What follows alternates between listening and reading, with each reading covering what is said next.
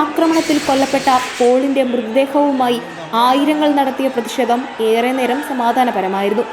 എന്നാൽ ഇതിനിടെ MLA-മാർക്കും പോലീസിനും നേരെ പ്രതിഷേധക്കാർ കസേരയും കുപ്പിയും എറിഞ്ഞതോടെ പോലീസ് ലാത്തിവീശി. വയനാട്ടിൽ കാട്ടാനയുടെ ആക്രമണത്തിൽ കൊല്ലപ്പെട്ട പോളിന്റെ മൃതദേഹം പുൽപ്പള്ളി ബസ് സ്റ്റാൻഡിൽ വെച്ചാണ് നാട്ടുകാർ പ്രതിഷേധിച്ചത്.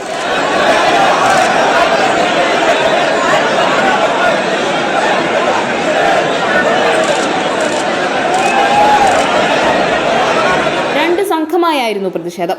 ട്രാഫിക് ജംഗ്ഷനിലും ബസ് സ്റ്റാൻഡിലുമാണ് പ്രതിഷേധം നടന്നത്. വനംവകുപ്പിനെതിരെ കനത്ത പ്രതിഷേധമാണ് പിന്നീടുണ്ടായത്. ജീപ്പ് തടഞ്ഞ പ്രതിഷേധക്കാർ ടയറിന്റെ കാറ്റഴിച്ചു വിട്ടു, റൂഫ് വലിച്ചു കീറി. വനംവകുപ്പ് എന്നെഴുതിയ റീത്ത് ജീപ്പിൽ വെച്ചു. വനംവകുപ്പ് ജീവനക്കാർക്കെതിരെയും പ്രതിഷേധിച്ചു.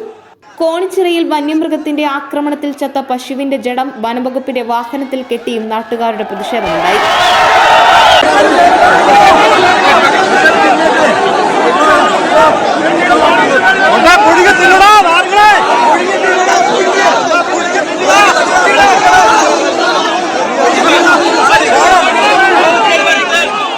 ഉന്നയിച്ച ആവശ്യങ്ങൾ അംഗീകരിച്ചാൽ മാത്രമേ മൃതദേഹം നഗരത്തിൽ നിന്ന് വീട്ടിലേക്ക് മാറ്റൂ എന്ന നിലപാടിലായിരുന്നു പ്രതിഷേധക്കാർ. പോളിന്റെ കുടുംബത്തിന് 50 ലക്ഷം, മകൾക്ക് ജോലി, കടം എഴുതി തള്ളണം തുടങ്ങിയ ആവശ്യങ്ങളാണ് പ്രതിഷേധക്കാർ ഉന്നയിച്ചത്.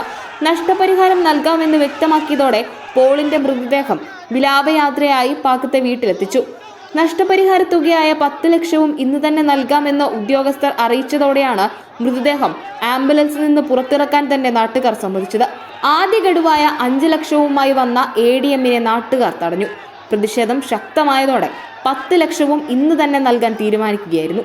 പുൽപ്പള്ളി പഞ്ചായത്തിന് മുന്നിലും പ്രതിഷേധമുണ്ടായി. ചർച്ചയല്ല ആവശ്യം, പരിഹാരമാണ് ഇനി വേണ്ടതെന്നാണ് നാട്ടുകാർ പറയുന്നത്.